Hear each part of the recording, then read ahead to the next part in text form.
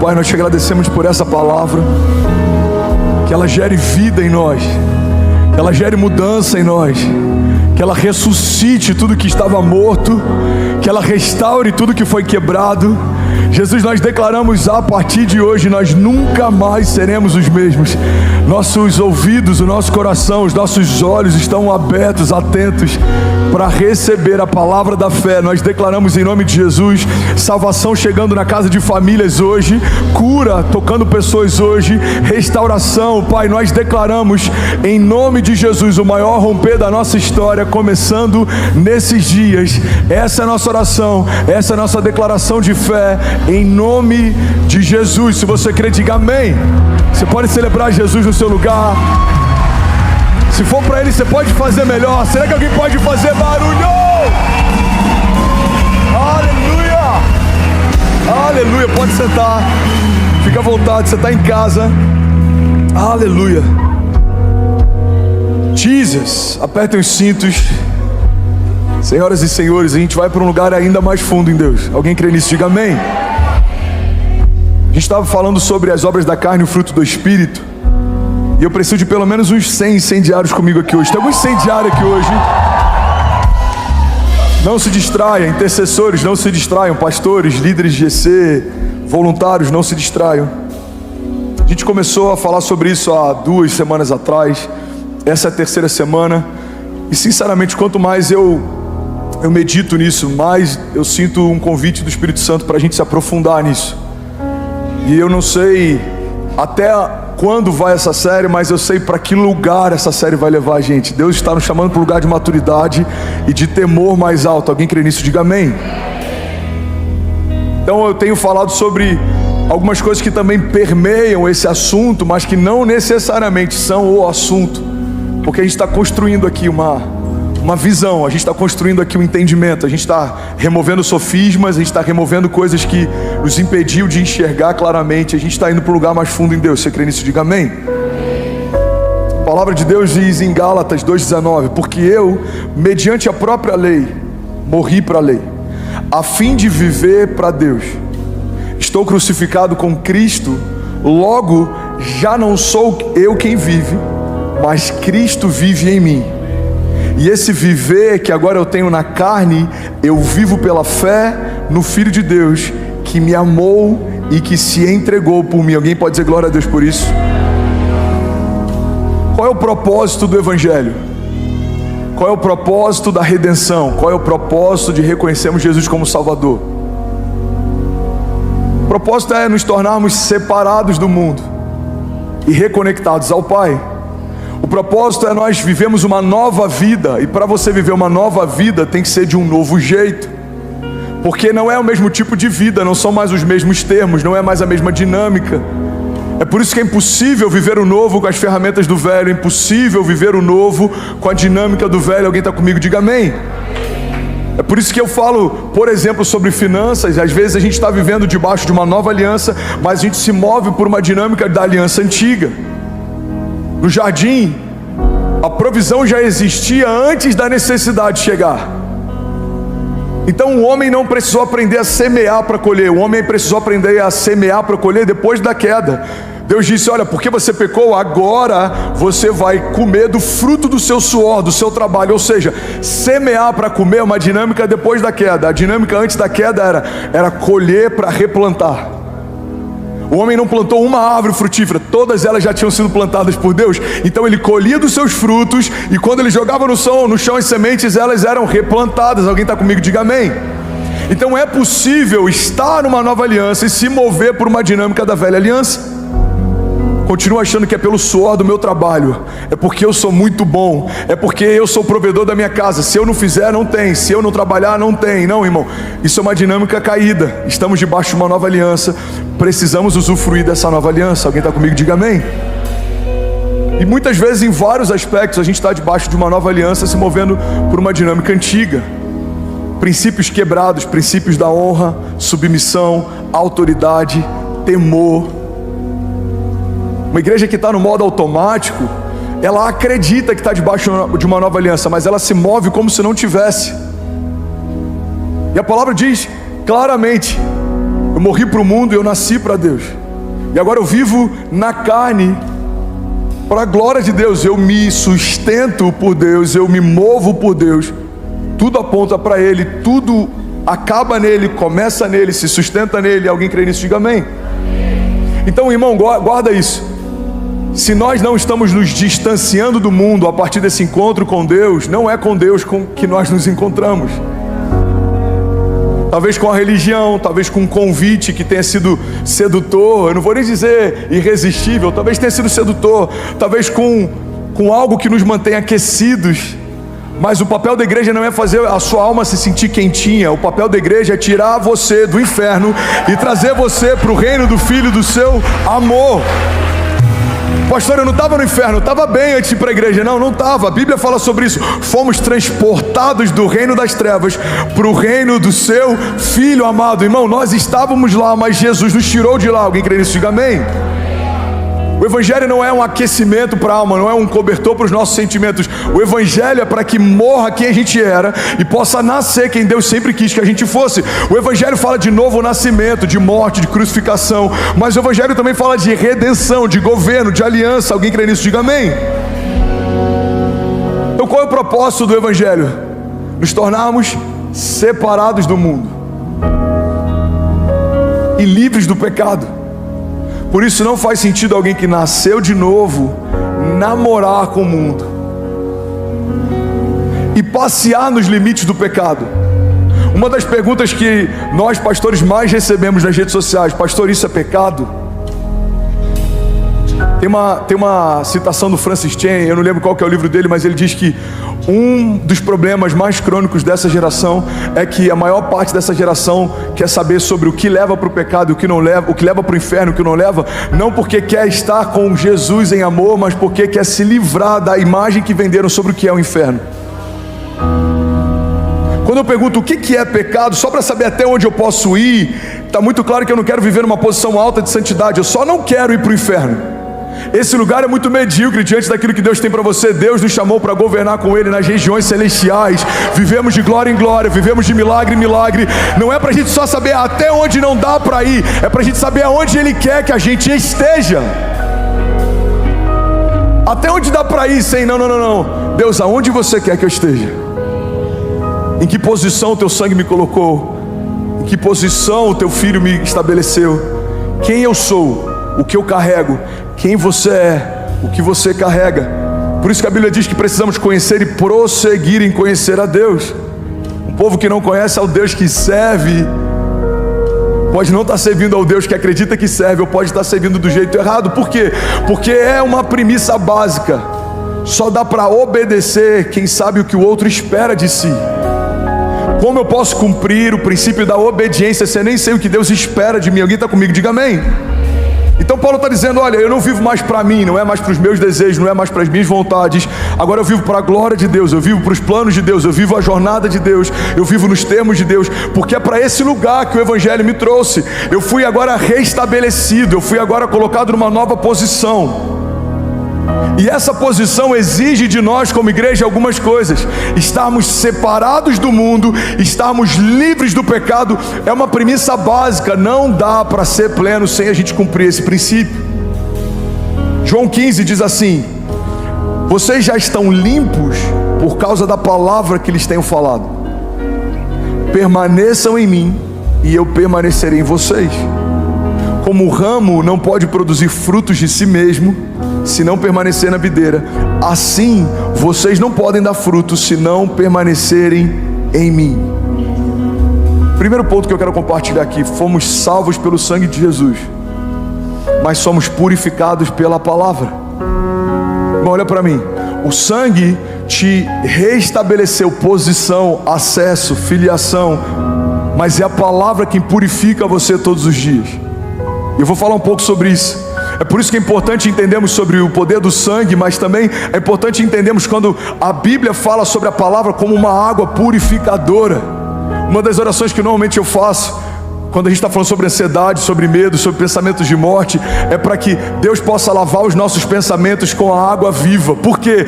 Porque pensamentos lavados com a água viva, com a palavra de Deus, são pensamentos realinhados, reposicionados em Deus. Irmão, você precisa ser purificado todos os dias. Vamos ser sinceros, tem brincadeiras que no início da nossa conversão não cabiam, mas depois de um tempo a gente começa a não se incomodar mais. Tem conversas que a gente sabia que não eram pra gente, depois de um tempo a gente começa a não se incomodar mais. Tem falas que a gente já sentia, tinha uma impressão no nosso coração e no nosso espírito, não é pra mim esse tipo de fala, mas depois de um tempo a gente começa a não se incomodar mais. E é sobre isso que eu quero falar. Deus chamou você para uma posição em que você vai usufruir do fruto do Espírito e você vai rejeitar as obras da carne. Não dá para servir as duas coisas ao mesmo tempo. Alguém está comigo? Diga amém. João 15, vocês já estão limpos por causa da palavra. É interessante, eu estava meditando um pouco sobre alguns estudos do pastor Luciano Subirá. Vários deles me inspiraram, inclusive, para a pregação de hoje em especial. E ele estava falando sobre essa correlação entre o sangue e a água.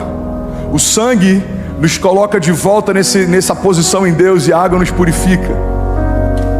E é quase que um simbolismo profético aquilo que acontece com Jesus na cruz do Calvário, porque durante todo o período da crucificação ele sangra, mas em algum momento, quando flecham ele, o que sai dele é água. Em todo o tempo você vê a representação do sangue nos trazendo para um lugar de redenção e da água nos trazendo para um lugar de purificação. No tabernáculo era assim também.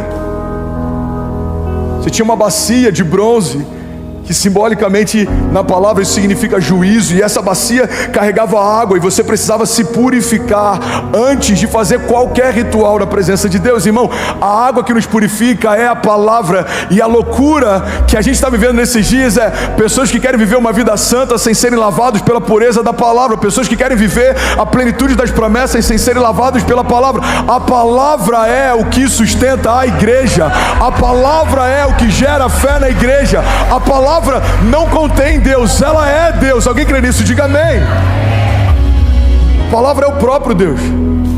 Ele quer santificar a sua igreja, Ele quer lavar você, Ele quer aumentar o teu nível de temor, de unção, de autoridade, de sensibilidade, de revelação. João 13:3 diz assim: Jesus, sabendo que o Pai tinha depositado nas suas mãos todas as coisas, e que havia saído de Deus e ia para Deus, levantou-se da ceia, tirou as vestes e, tomando uma toalha, cingiu-se. Depois deitou água numa bacia e começou a lavar os pés dos discípulos e a enxugar-lhes com a toalha com que estava cingido. Aproximou-se, pois, de Simão Pedro, que lhe disse: Senhor, tu lava-me o pé a mim? Respondeu então Jesus e disse-lhe: o que eu faço não sabes tu agora, mas tu o saberás depois. Então disse-lhe Pedro: nunca me lavará os pés. Então respondeu Jesus: se eu não lavar os teus pés, você não tem parte comigo. Então disse Pedro: Senhor, não só os meus pés, mas também as mãos e a minha cabeça. Alguém pode dizer glória a Deus por isso? O lava-pés, naquela época como prática, estava ligado a uma higiene. Você vinha andando de várias cidades, você percorria quilômetros com sandálias, os seus pés estavam sujos. Então, como uma prática de higiene, o propósito era tornar os seus pés mais apresentáveis, mais limpos, para você entrar num ambiente. Mas nesse lugar que Jesus está levando os discípulos, a dinâmica que Jesus está fazendo, ela é profética, ela é simbólica, ela aponta para algo. Ele não está simplesmente lavando os pés dos discípulos da poeira, mas ele tá ensinando um princípio. Se eu não puder lavar vocês, purificar vocês, eu não posso ter parte com vocês, porque aquilo que é santo não se mistura com aquilo que não é. Aquilo que é puro não se mistura com aquilo que não é, porque quando você pega um pouco de pureza e mistura com um pouco de sujeira, tudo se torna sujo. Se eu pegasse um copo d'água aqui e eu trouxesse uma gota da água que tem lá fora, na caixa de gordura da igreja, e falar assim: irmão, eu vou botar uma gota só numa garrafa de 2 litros, você beberia dessa água, sim ou não? Mas é exatamente assim que muita gente está tentando encarar a sua jornada de fé. A Bíblia fala que uma mosca num perfume, ele estraga todo o óleo, toda a unção. Os vitimistas vão dizer, mas a culpa não é minha, ela caiu. Os negacionistas vão dizer, não tem nada de errado, é só uma mosca. Mas os maduros entendem que só entrou uma mosca num perfume caro porque alguém deixou ele descoberto. Qual que é o seu papel, irmão? É cobrir com tudo que tem, protege a unção, com tudo que tem, mantém guardada a tua santidade, com tudo que tem, protege a tua identidade, porque ela que te dá acesso ao reino, ela te dá acesso às promessas, ela te dá acesso ao Pai. Alguém está comigo? Diga amém. Não dá para servir a dois senhores. Pastor, mas eu estou na igreja, não tem como eu viver nenhuma obra da carne. Você acha que não? Esses dias criaram um grupo alternativo em um dos ministérios da nossa igreja para discutir, sem a presença de pastores e sem a luz da palavra, o que não concordavam a respeito da liderança desse ministério. E a minha pergunta é, qual é a diferença entre isso e o que a Bíblia chama de facção?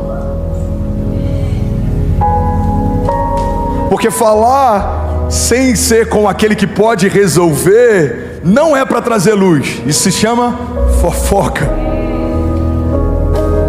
A Bíblia fala de feitiçaria, e muitas vezes a gente acha que feitiçaria vai estar ligado a algo mais esotérico, mas rebeldia é tal como feitiçaria. O que é rebeldia? É não se submeter. Se a gente vai para o carisma, a gente aprende sobre submissão e autoridade. Toda autoridade é constituída, ela é instituída, estabelecida por Deus. Você está comigo? Diga amém.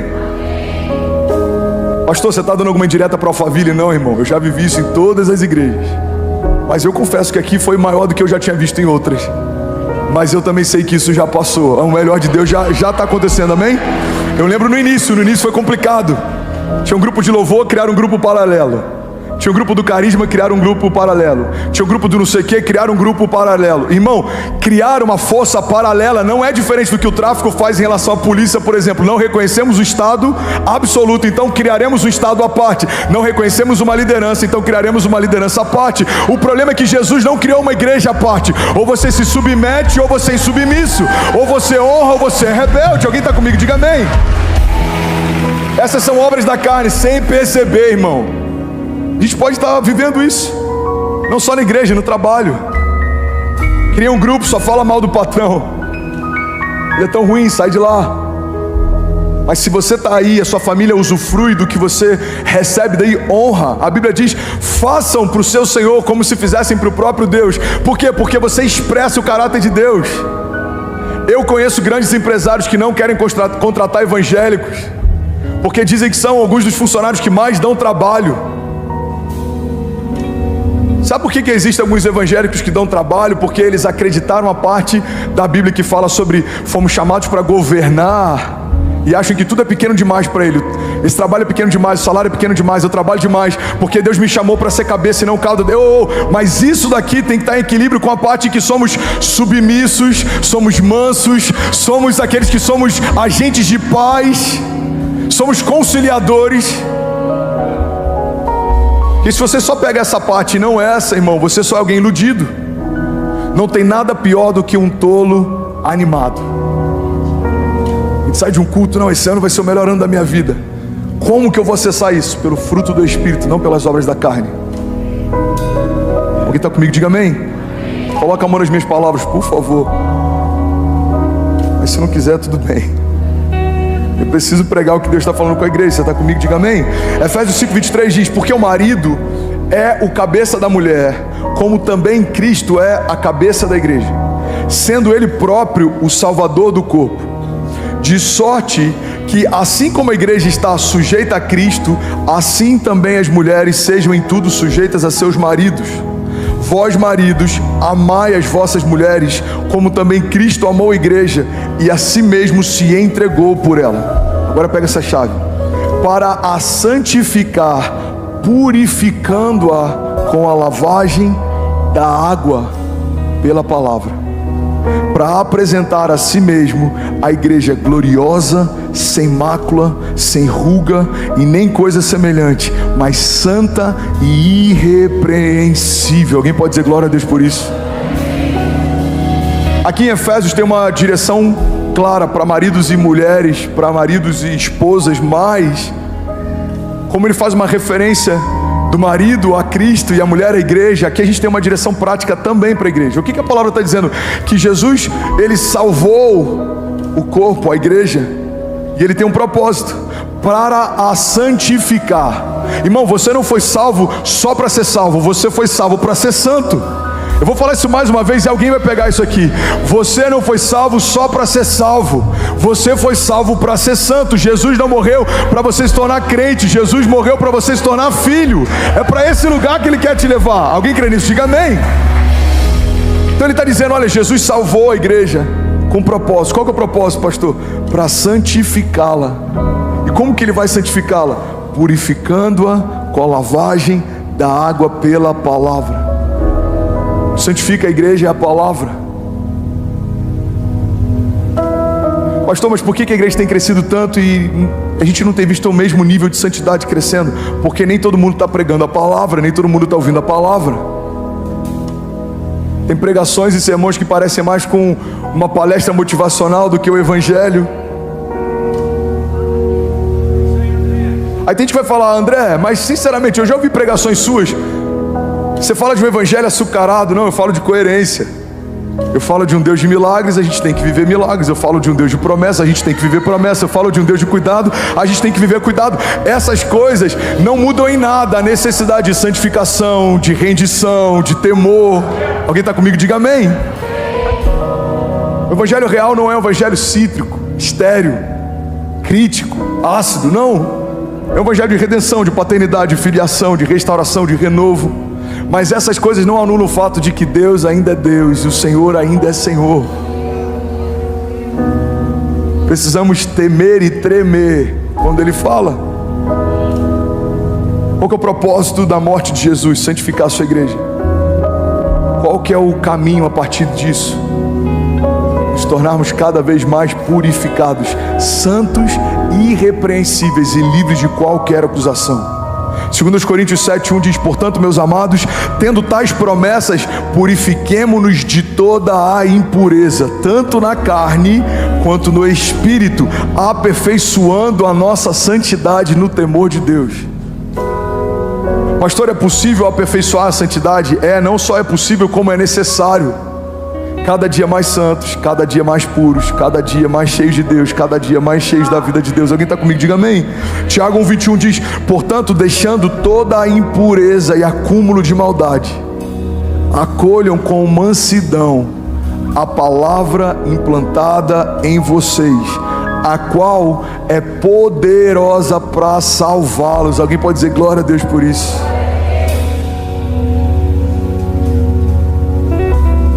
Quem está recebendo algo de Deus, diga amém.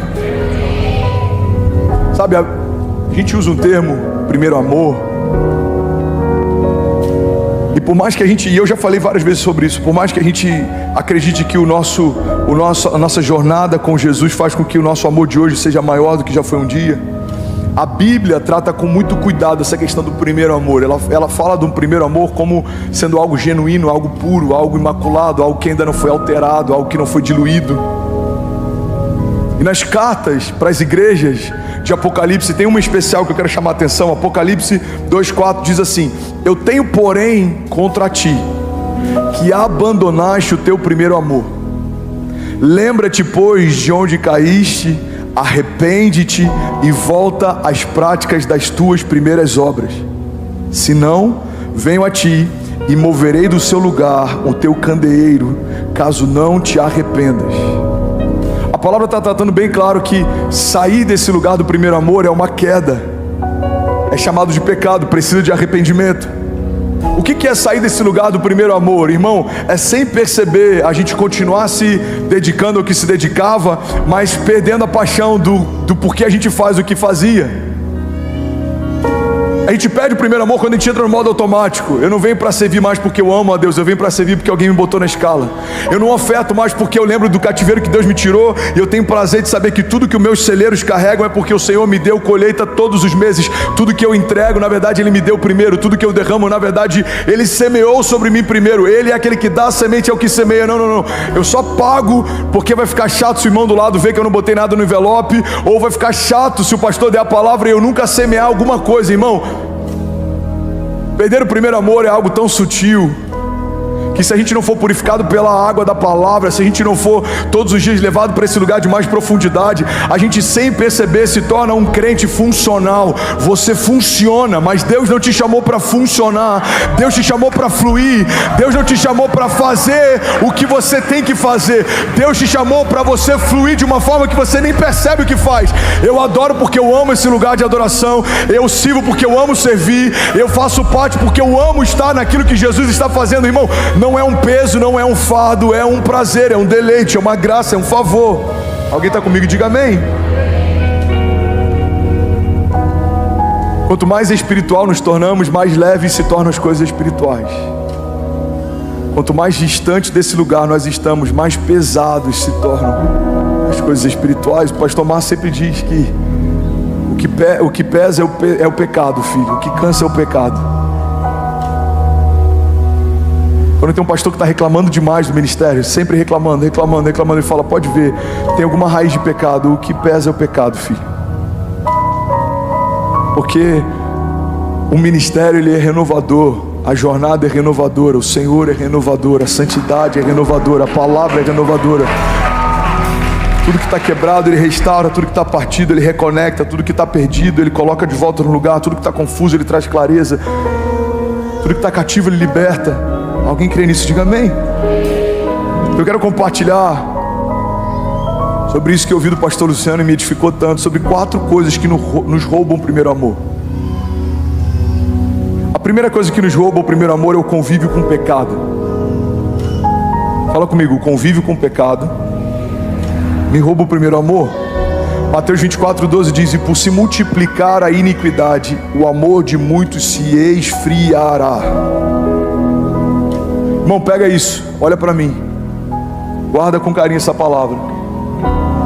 A Bíblia diz que por se multiplicar a iniquidade, o amor de muitos se esfriará, mas não é necessariamente pelo pecado que eu cometo, mas também pelo pecado que me cerca. Porque se eu abaixo a guarda, aquilo que antes me constrangia começa a não me constranger mais, aquilo que antes me escandalizava começa a não escandalizar mais. E qual que é o problema disso? O problema é que, sem perceber, a gente pode se acostumar com o pecado à nossa volta.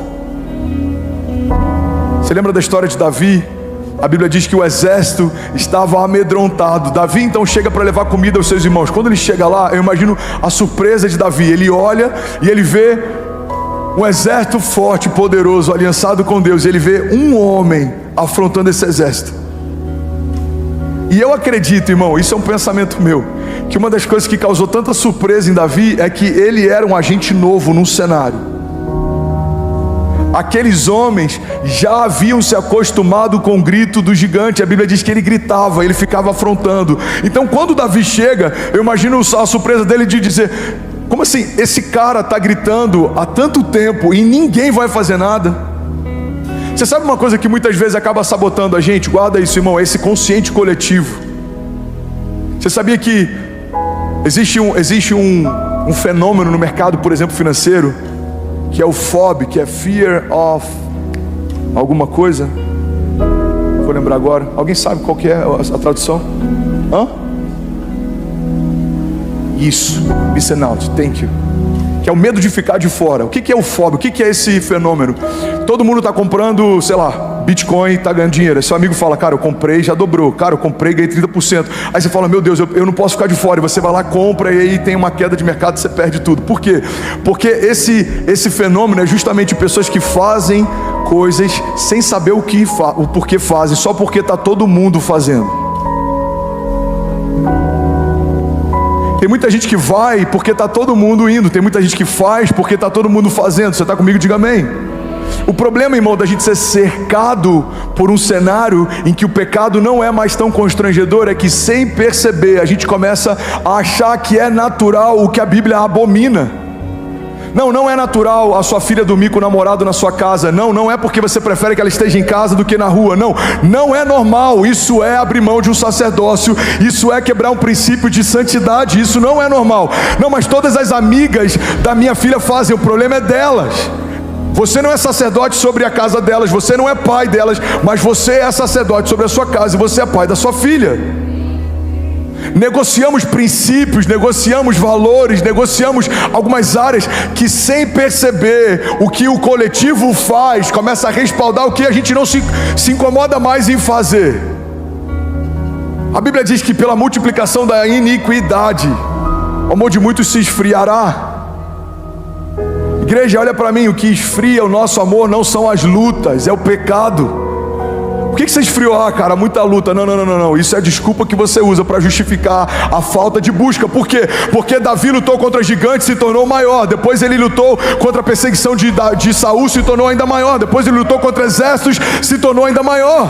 A gente olha a história de Daniel, recebeu autoridade e sabedoria na Babilônia, se tornou maior. Foi para um lugar de perseguição mais alto. Deus colocou ele num lugar ainda mais alto. A gente olha para a história de José. Irmão, nenhum herói da fé que enfrentou desafios com Deus ou por causa de Deus desanimou ou esfriou. Pelo contrário, cada dia amavam mais o Senhor.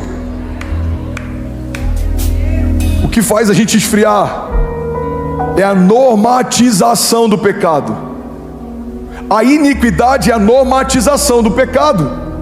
Me escandalizava, não incomoda mais. Alguém está comigo? Diga amém.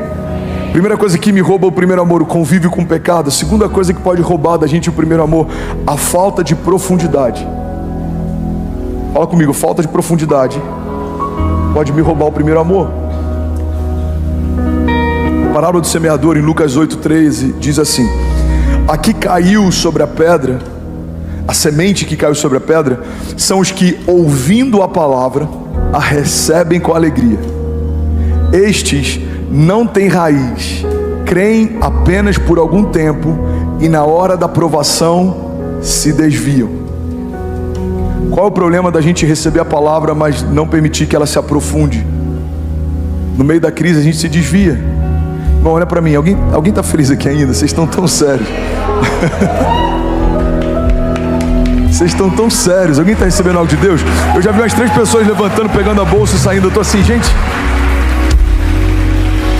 esperava que a gente pregasse sobre o que hoje aqui? Guarda isso. A falta de profundidade nos coloca num lugar perigoso. Recebemos uma boa palavra, mas não conseguimos suportá-la. Recebemos uma boa palavra, mas não conseguimos abraçá-la. Ela se perde, ela se esvai, ela se dilui. Quem são os que não têm profundidade? São aqueles que são apaixonados pelo primeiro toque, mas não buscam uma jornada. São aqueles que são apaixonados por um encontro, mas não buscam a jornada. Irmão, olha para mim. O que Deus tem para nós não são encontros pontuais durante o nosso culto. Não é uma emoção que vai levar a gente para um lugar mais alto. Não, é uma jornada consciente, uma fé racional. É um sacrifício vivo. Já falei sobre isso algumas semanas atrás. Uma fé sensorial, eu boto entre aspas, é uma fé pautada em sentimento. Se eu sinto arrepio, uau, Deus está demais aqui hoje, cara. Se eu sinto um frio na barriga, meu Deus, alguém profetizou algo, eu sinto que é de Deus. Por quê? Porque parece com aquilo que eu queria que Deus falasse. Isso é de Deus. Tem muita gente se apegando a palavras proféticas que Deus nunca profetizou.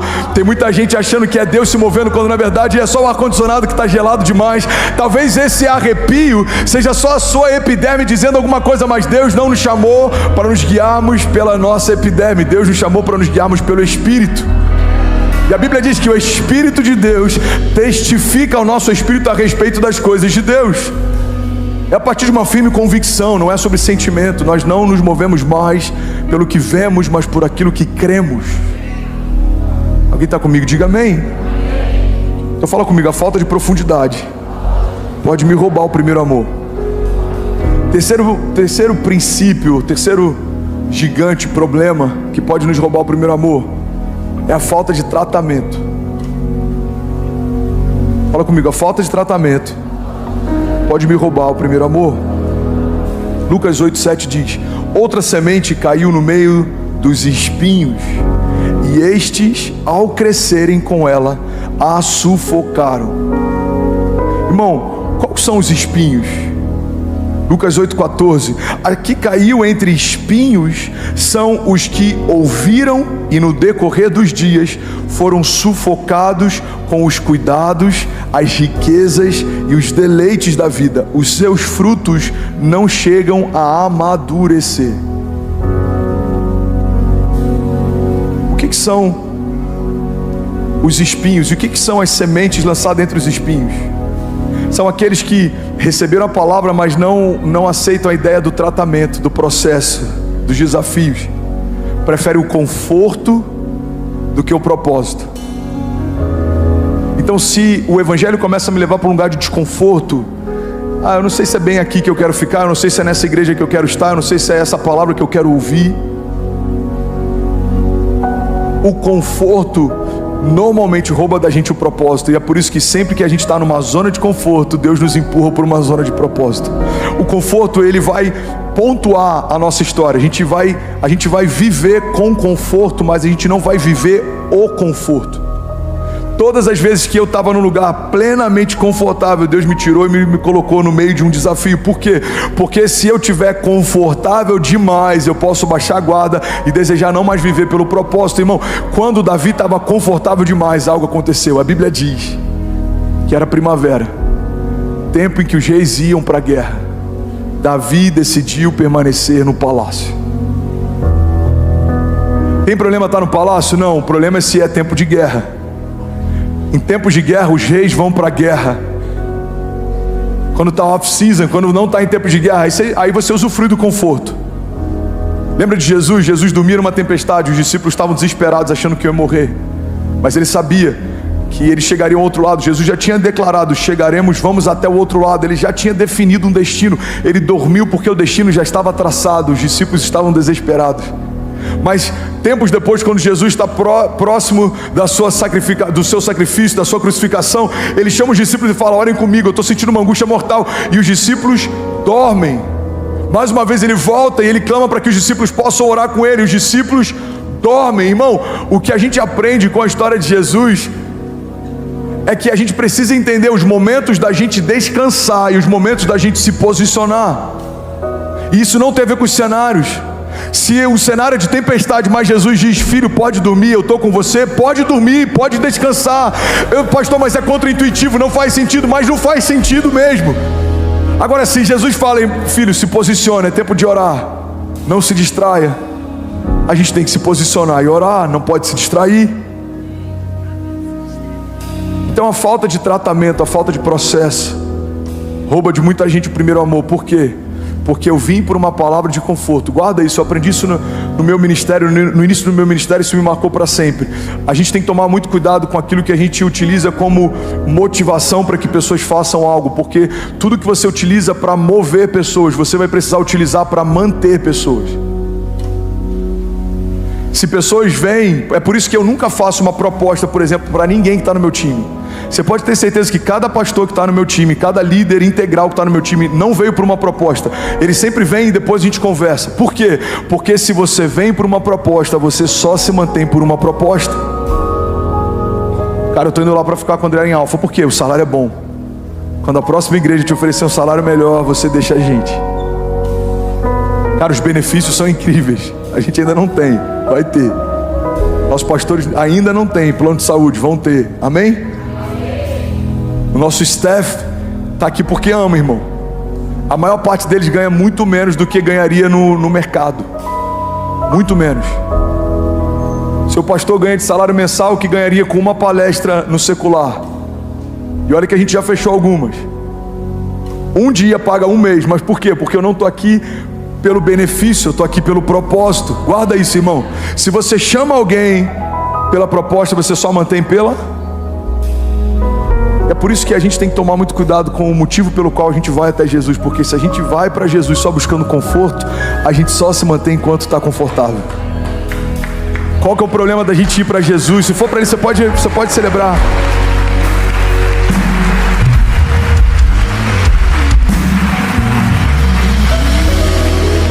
que é o problema da gente ir para Jesus em busca de conforto, de uma palavra doce? O processo não é assim. Primeiro que o processo vai tirar você de tudo que é confortável. O processo vai tirar você de tudo que você estava ambientado. Uma nova criatura tem uma nova dinâmica, nova realidade, nova natureza, novas vestes, novos pensamentos. Tudo vai ser novo. Aí você vai precisar se sujeitar numa construção que é dentro de uma igreja local. Irmão, olha para mim. O único organismo social que faz com que um CEO de uma empresa seja liderado pelo faxineiro da própria empresa é uma igreja. Porque a gente entende que lá fora você pode ser quem for, aqui dentro os critérios são outros. Talvez o faxineiro da sua empresa, e quando eu falo isso, não falo com nenhum tipo de constrangimento, mas está falando sobre classes salariais e sobre jornadas de trabalho diferentes. Alguém entende isso? Diga amém. Talvez ele vai chegar e ele é um homem de Deus, ele já é ativado no profético, ele tem maturidade na fé, ele é líder de GC, ele está na jornada há anos. Aí você chega, você é um CEO de uma multinacional, você é o topo da cadeia de liderança da sua empresa. Aí você tem um chamado em Deus, você começa a se desenvolver, você entende que você tem um chamado de intercessão. Quem vai te liderar? O cara que você lidera. Por quê? Porque lá fora existem princípios e existem hierarquias, mas aqui também. Eu já vi donos de grandes empresas servindo no parking, porque eles entenderam que não tem a ver com quem você é lá fora, dentro da igreja tem a ver com quem você é no reino. É uma construção. Você está comigo? Diga amém. Então, se eu venho por uma palavra de Deus vai te dar chaves, chave da casa própria, chave do carro, primeiro momento de crise financeira eu abro mão desse Deus. Por quê? Porque eu vim por um motivo, mas esse motivo não me manteve. Não, irmão, nós não viemos por aquilo que Ele pode nos dar. Nós estamos correndo na direção de Jesus por quem Ele é. Ele é maravilhoso, Ele é bondoso, Ele é glorioso, Ele enche de favor aqueles que o perseguem. Ele é Pai, e porque Ele é Pai, Ele nos favorece em tudo, Ele nos abençoa em todo o tempo, Ele nos dá acesso à herança. Alguém está comigo? Diga amém. Eu preciso finalizar. O quarto motivo pelo qual o primeiro amor se esfria são as distrações. Fala comigo, distrações. Eu quero usar um texto aqui que fala a respeito de uma dinâmica que ela acontece até os dias de hoje. Eu vi muito isso na América, eu tenho visto um pouco disso também em Alphaville. Esse é um texto que fala a respeito de uma antiga aliança, mas fala a respeito de uma mesma dinâmica pelo qual o inferno trabalha. Êxodo 5:5 diz assim: disse também Faraó: o povo da terra já é muito, e vós o distraís das suas tarefas. Naquele mesmo dia, pois, deu ordem Faraó aos superintendentes do povo e aos seus capatazes, dizendo: daqui em diante não torneis a dar palha ao povo para fazer tijolos como antes. Eles mesmos que vão e ajuntem para si a palha, e exigirei deles a mesma conta de tijolos que antes faziam. Nada diminuireis dela. Estão ociosos e por isso clamam: vamos e sacrifiquemos ao nosso Deus. Agrave-se então o serviço sobre esses homens, para que neles se apliquem e não deem ouvidos a palavras mentirosas. Alguém está comigo? Diga amém. Esse texto está na NVI aqui na tela? Confirma para mim, mídia, tá? Vamos ler junto então, por favor. Êxodo 5, versículo 5. Disse também Faraó: o povo da terra já é muito, e vós os distraís das suas tarefas. Naquele mesmo dia, pois, deu ordem Faraó aos superintendentes do povo e aos seus capatazes, dizendo: daqui em diante não torneis a dar palha ao povo para fazer tijolos como antes. Eles mesmos que vão e ajuntem para si toda a palha. Pode seguir. E exigireis deles a mesma conta de tijolos que antes faziam. Nada diminuireis dela. Então estão ociosos e por isso clamam: vamos e sacrifiquemos ao nosso Deus. Agrave-se o serviço sobre esses homens, para que nele se apliquem e não deem ouvidos a palavras mentirosas. Irmão, pega isso aqui. Desde Faraó existe uma dinâmica do inferno para distrair o povo de Deus. Se eles estão com muito tempo para adorar, dá mais trabalho para eles.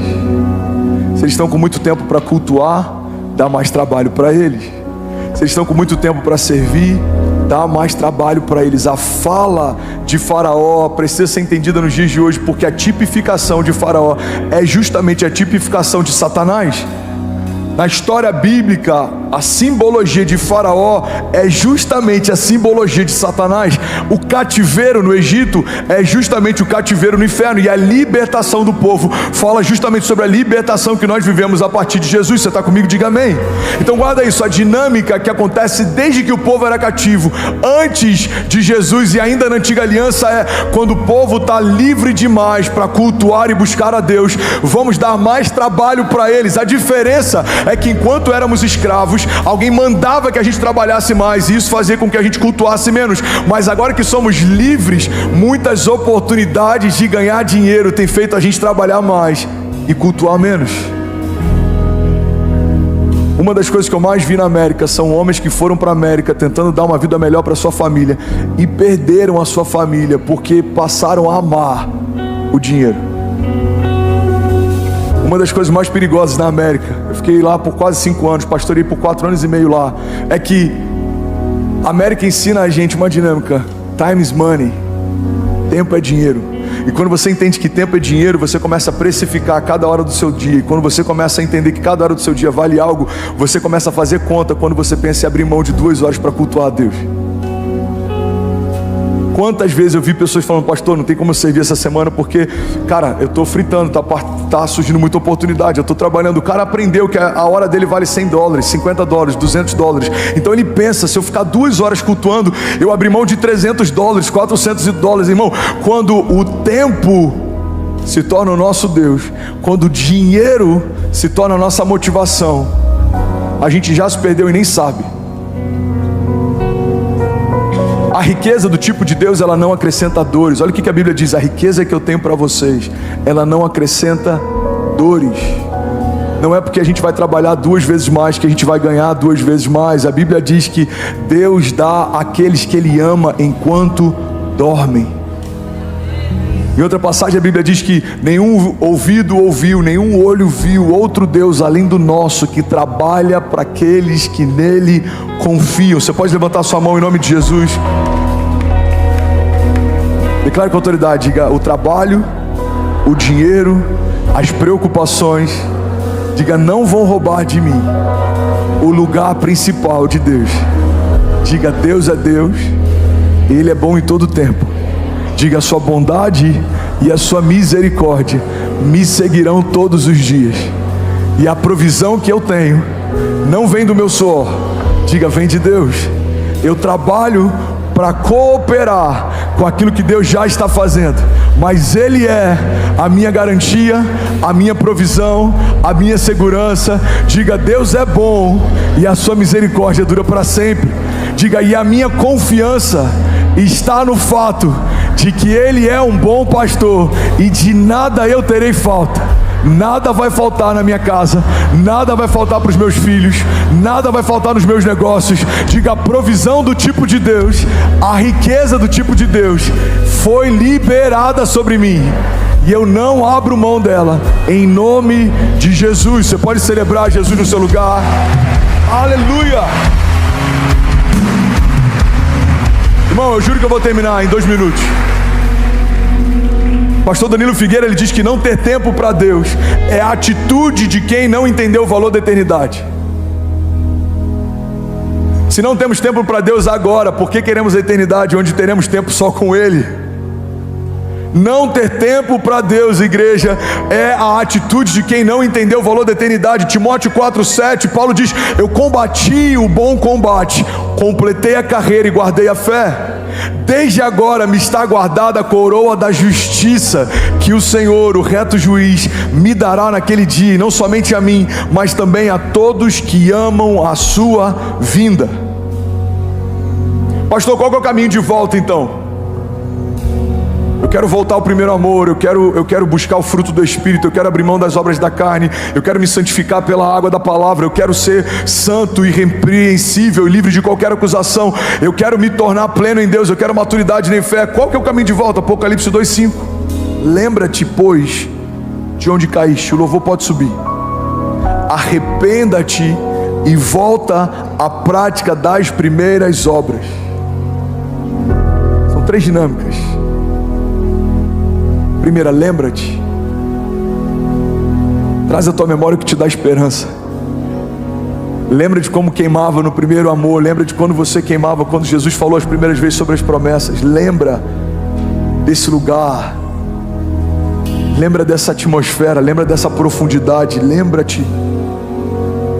Segunda chave que Deus nos dá é arrependa-te. Não é só lembrar, é a gente se arrepender. O arrependimento é a chave que libera o novo de Deus. O arrependimento é a chave que nos dá acesso ao temor do Senhor. O temor do Senhor é o princípio da sabedoria. O temor do Senhor é o que nos torna fortes. Por que você não peca? Porque eu temo a Deus. Por que você não toma uma outra mulher para você? Porque eu temo a Deus. Você vai falar ao longo da sua semana: por que você não rouba? Porque eu temo a Deus. Por que você não faz? Porque eu temo a Deus. Não é porque um conjunto de práticas morais me diz que eu não posso, é porque o meu Deus diz que isso não alegra o coração dele. Por que José não tomou a mulher de Potifar para si? Porque ele temia a Deus. Por que Davi não matou Saul mesmo podendo fazer? Porque ele temia a Deus. Eu não tocarei em alguém que o meu Deus ungiu. Por que Abraão abriu mão de tudo, de todo o conforto, para ir para um lugar que ele nem sabia qual era? Porque ele temia a Deus. Deus disse: sai, e ele saiu. E vai para o lugar que eu ainda vou te mostrar. Ele não pediu um mapa, não precisou fazer sentido para ele. Deus disse: não é aí mais que eu quero que você fique. Não é mais lá que ele ficou. Nem sempre Deus vai nos dizer para onde vamos, mas Ele sempre começa nos direcionando sobre onde não devemos mais ficar. Sai desse lugar, sai desse relacionamento, sai dessa aliança. Se for para Jesus, você pode fazer melhor. Arrependa-te.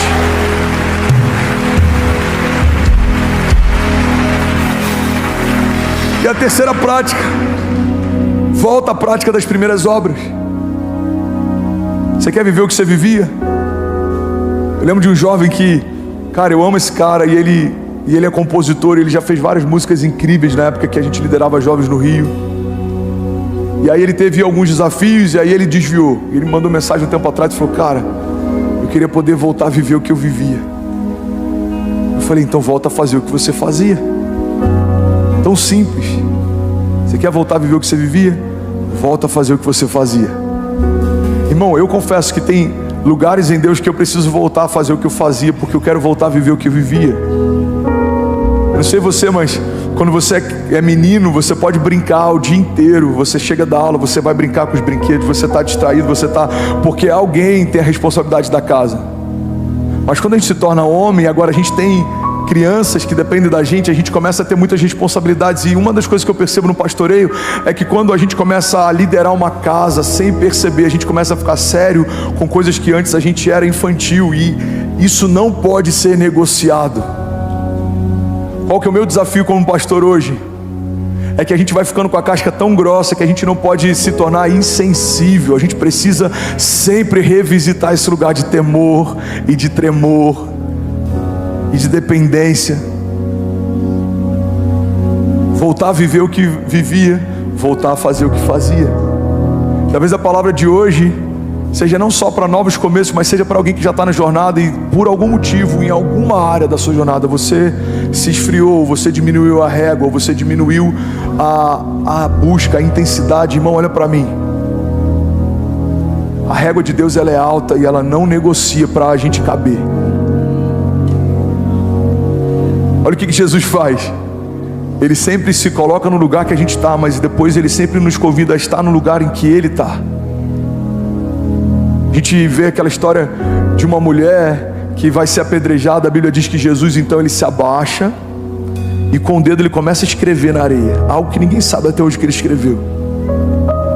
E aí ele fala: se alguém não tem pecado, atire a primeira pedra. E aí cada um dos perseguidores daquela mulher começa a ir embora, e depois ele vira para ela e fala: onde estão os seus acusadores? Todos eles se foram, Senhor. Então eles levantam. Ele diz: agora vai e não peques mais.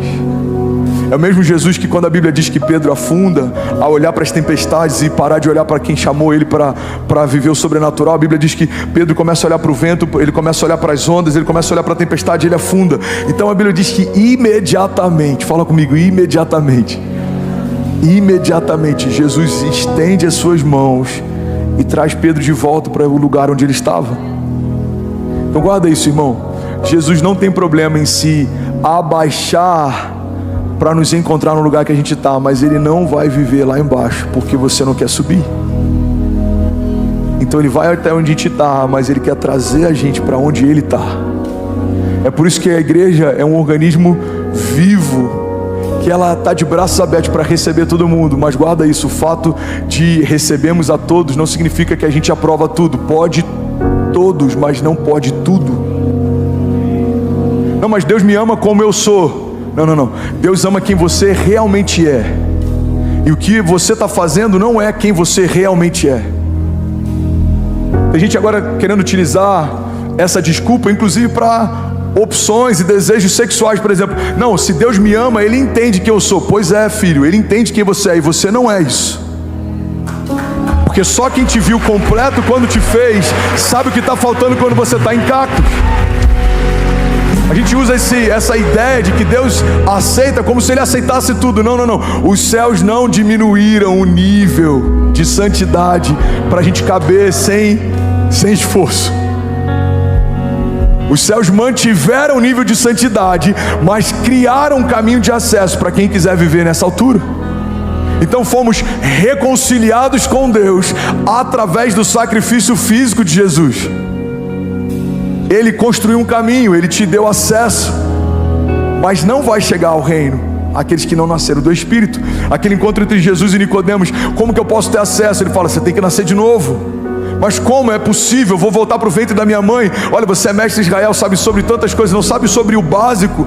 Se vocês não entendem sobre as coisas naturais, como eu vou revelar para vocês as coisas espirituais? E ele fala que quem não nasceu de novo não pode ver o reino, e quem não nasceu de novo não pode acessar o reino. O que Jesus está deixando claro é, o reino é para todos, mas a gente não vai escancarar as portas para qualquer um entrar. O caminho é um. Eu sou o caminho, a verdade e a vida, e ninguém vai ao Pai se não for através de mim. Você está comigo? Diga amém. Gálatas 5,16. Eu finalizo aqui. Vivam pelo Espírito, e de modo nenhum satisfarão os desejos da carne. Irmão, guarda isso. Igreja, nós fomos chamados por Deus para vivermos em lugares altos. Não dá para a gente ter as mesmas picuinhas que a gente tinha antes de se converter. Não dá pra gente ter os mesmos defeitos que a gente tinha antes de se converter. Não dá pra gente ter as mesmas guerrinhas e lutinhas internas que a gente tinha antes de se converter. Porque se Cristo nos libertou verdadeiramente, nós somos livres. Se você caminha com Jesus e ainda não conseguiu liberar perdão para alguém, perdoa, irmão. Isso não faz parte do caráter de Jesus. Deixa Ele se revelar e ampliar. O tema da mensagem de hoje é: Jesus é. Quem Ele é? Para alguns Ele é uma figura folclórica, para outros uma figura religiosa, para alguns Ele é um amigo. Alguns de nós talvez só tenham uma imagem de Jesus que foi apresentada por alguém. Talvez o Jesus que você conhece é o Jesus evangélico. Talvez o Jesus que você conhece é o Jesus católico. Talvez o Jesus que você conhece é o Jesus dos seus pais. Quem sabe o Jesus que você conhece é o Jesus dos seus avós. Mas existe um momento na história em que Jesus quer se apresentar diretamente para nós. Nós conhecemos de ouvir falar, mas conheceremos de caminhar com Ele. Alguém está comigo? Diga amém. E à medida que vai aumentando, Diniz, a revelação a respeito da pessoa de Jesus, vai aumentando o meu acesso à minha herança também. Quando eu sei quem Jesus é, eu sei o que Ele pode, eu sei o que eu posso nele. Podemos todas as coisas naquele que nos fortalece. Quando eu entendo que Ele é pastor, eu sou pastoreado. Quando eu entendo que Ele é Senhor, eu sou governado. Quando eu entendo que Ele é Salvador, eu sou salvo. Quando eu entendo que Ele é provedor, eu sou provido. Quando eu entendo que Ele é cura, eu sou curado. Quando eu entendo que Ele é liberdade, eu sou liberto. Quando eu entendo que Ele é transformador, eu sou transformado. Mas quando eu tenho só uma revelação a respeito de quem Ele é, eu acesso uma das facetas do caráter de Jesus. Ele é, levante suas mãos, eu quero declarar isso com você em concordância. Ele é tudo em todos. Ele é o princípio e o fim de todas as coisas. Nele tudo subsiste, nada é mais poderoso do que Ele. Nenhum nome tem mais poder e autoridade do que o nome dEle. Ele está acima de todas as coisas e Ele está acima de qualquer temporada ou estação. Ele não está preso ao tempo, Ele não foi preso nem pela morte, Ele não está cativo. Ele ressuscitou ao terceiro dia e Ele voltou para contar história àqueles que aguardavam pelo seu retorno. Ele fez uma promessa: eu voltarei para buscar a minha igreja, e nenhuma palavra palavra que ele liberou, nenhuma promessa que ele fez é vazia, infundada ou é uma inverdade. Ele não é homem para que minta, ele não é filho do homem para que se arrependa. Se Deus disse que algo vai acontecer, nós cremos, nos céus já aconteceu. Alguém comigo aqui, diga amém. Então eu quero usar o texto de Isaías 9:6. E a gente vai passear um pouco nesse texto, a gente vai mergulhar em algumas chaves, em algumas revelações bíblicas que esse texto carrega. Isaías 9:6 é uma palavra liberada sobre um profeta que falava a respeito de um tempo vindouro, quando Jesus nasce e quando todas as coisas se estabelecem, se cumpre Isaías 9:6. Irmão, olha para mim. Quando Jesus viveu da forma que viveu, todas as promessas a respeito do Messias se cumpriram. Ele seria da linhagem de Davi, maldito seria aquele colocado sobre o madeiro. Tudo que a palavra falava a respeito de Jesus se cumpriu em Jesus. Alguém está comigo? Diga amém. Mas a Bíblia diz que existem dois homens caminhando num caminho para Emaús, ou seja, quando eles souberam que Jesus morreu, eles desanimaram na fé e voltaram para a sua cidade. Irmão, pega isso aqui em nome de Jesus. A Bíblia diz que Jesus caminha com eles no caminho de regresso, de retrocesso, de desânimo, de desistência. E Jesus está com eles no caminho. E Jesus começa a falar sobre o que a palavra dizia a seu próprio respeito. Por que vocês estão voltando? E eu vou parafrasear aqui. A gente está voltando porque a gente achou que ele seria o Messias, mas mataram aquele que a gente imaginou que seria o nosso Salvador. E aí Jesus começa a lembrar para eles o que a palavra dizia. Mas a palavra não dizia, maldito é todo aquele colocado no madeiro. A palavra não dizia que era necessário que ele fosse morto. A palavra não dizia. E a palavra de Deus diz que quando eles chegam em casa, Jesus vai como se estivesse indo embora, e eles convidam ele para entrar. E quando ele parte o pão, então eles têm a revelação de que ele era Jesus o tempo todo. E eles falam entre si: não queimava o nosso coração quando ele dizia todas aquelas coisas? Bom, pega isso aqui. Aqueles homens desanimaram porque se esqueceram do que a palavra dizia. Não acredite que você não vai desanimar se você se esquecer ou nem souber o que a palavra diz a seu respeito, a respeito do reino de Deus, a respeito das bênçãos de Deus, a respeito das heranças de Deus. Porque quando eu não conheço a palavra, eu não consigo viver a plenitude da vontade de Deus. A palavra de Deus diz: conhecereis a verdade e a verdade vos libertará. Entender quem Jesus é, saber quem Jesus é, não é uma opção para quem carrega uma fé cristã. É o ponto de partida. Saber quem Jesus é faz eu ter uma firme convicção naquilo que Ele pode. Crer naquilo que Ele pode me faz descansar na certeza de que mesmo que os dias sejam maus, Deus é bom. Mesmo que exista choro na minha noite, certamente a alegria vai vir pela manhã. Mesmo que os meus inimigos me sequem, maior é o que está em mim do que tudo que se levanta ao meu redor. Mesmo que o vale seja de sombra e morte, eu sei que existe uma mesa no final desse vale preparada para mim. E nessa mesa o Senhor vai me honrar, ungindo a minha cabeça com óleo, o meu cálice Ele vai fazer transbordar. Essa firme convicção faz com que eu não caminhe debaixo de conselhos de homens ou de opiniões de outros, mas debaixo de uma palavra de Deus. Faz com que eu não seja circunstancial. No dia bom eu estou feliz, no dia mau eu estou abatido. Não, em todo o tempo eu caminho debaixo de uma palavra. E mesmo que os dias passem, os tempos passem, mesmo que reinos passem, as palavras de Deus, elas não passarão. A firme convicção a respeito da pessoa de Jesus gera uma fé inabalável. Não existe espaço para dúvida, não existe espaço para inquietação, porque todo medo é uma expressão de dúvida. Eu tenho medo de morrer, é uma dúvida, eu não sei se eu vou continuar vivo. Eu tenho medo de não prosperar, é uma dúvida, eu não sei se eu vou ter provisão suficiente. Eu tenho medo de perder o coração dos meus filhos, é uma dúvida, eu não sei se o meu coração vai ser convertido a eles e o coração deles vai ser convertido ao meu. Todo medo é uma expressão de dúvida, mas a Bíblia diz que o verdadeiro amor lança fora todo medo. Ou seja, quando eu entendo que eu sou amado, não há espaço para medo. Levante suas mãos em nome de Jesus.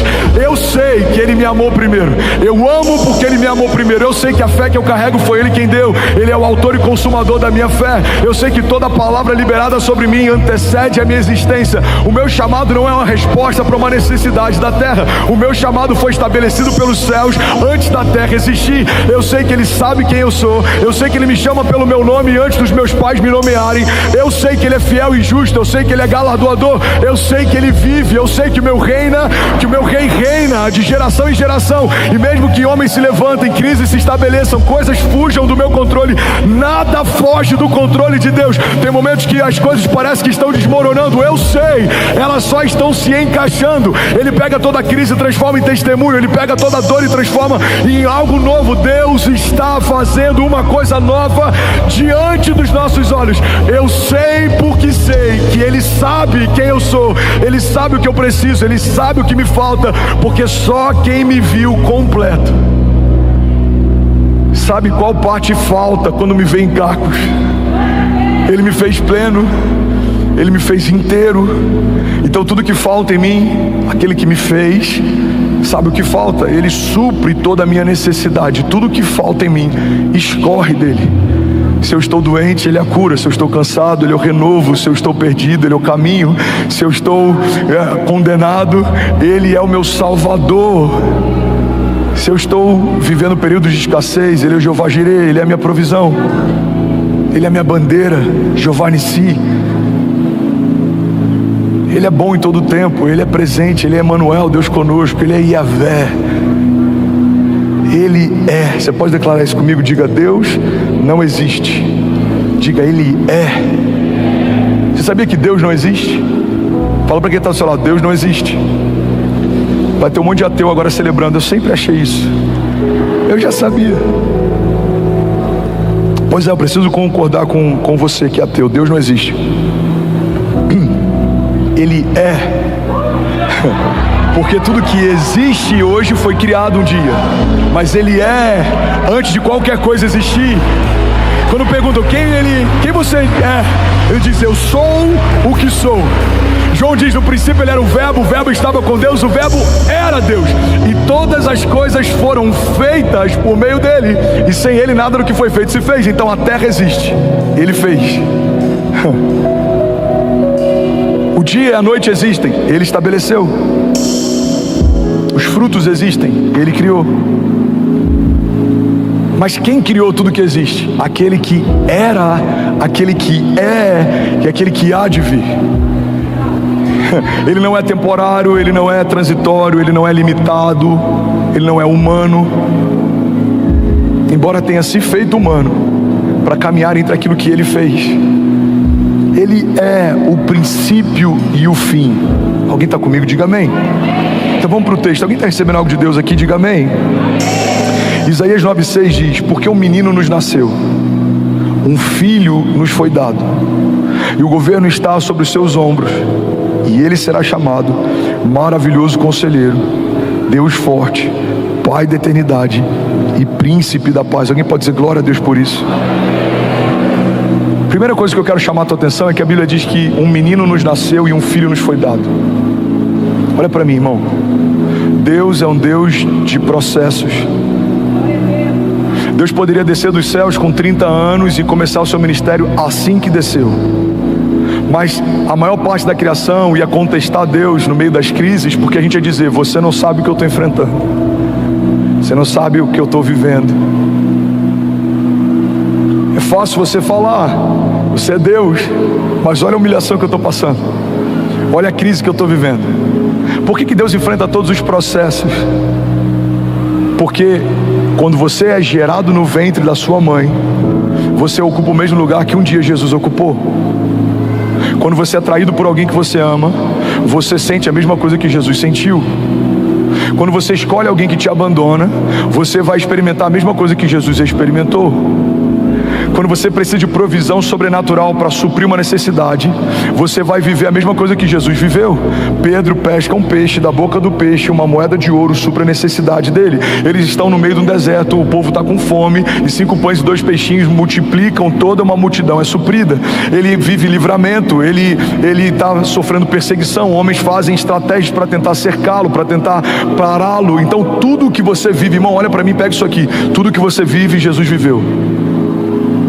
E tudo que você vai vencer, Jesus venceu.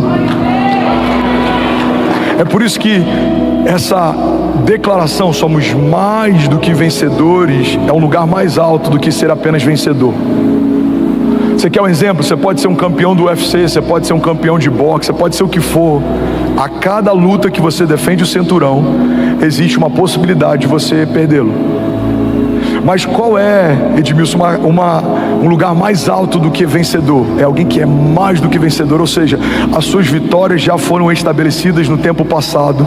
Então o que você vai conquistar no futuro já foi conquistado no passado.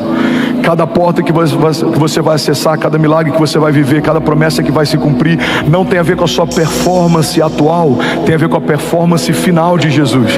Não é porque eu abri as minhas mãos no culto de domingo, é porque Jesus se entregou de braços abertos há 2000 anos atrás. Alguém comigo aqui? A prosperidade não é porque eu fechei meus olhos durante o louvor, é porque os olhos dele se fecharam quando ele deu o último suspiro e declarou: está consumado. Então tudo que estamos vivendo como igreja, ministério, tudo que eu estou vivendo como homem de Deus e pastor, não é pela minha performance atual, é pela performance final de Jesus. Quando o único Filho de Deus se fez homem, todos os homens puderam ser feitos filhos de Deus. Quando aquilo que era imortal se revestiu de mortalidade, tudo que era mortal teve a possibilidade de ser revestido de imortalidade. Quando aquele que era bênção se tornou maldito, os malditos foram abençoados. Quando aquele que era suprido se tornou escasso, aqueles que caminhavam em escassez foram supridos de todas as coisas.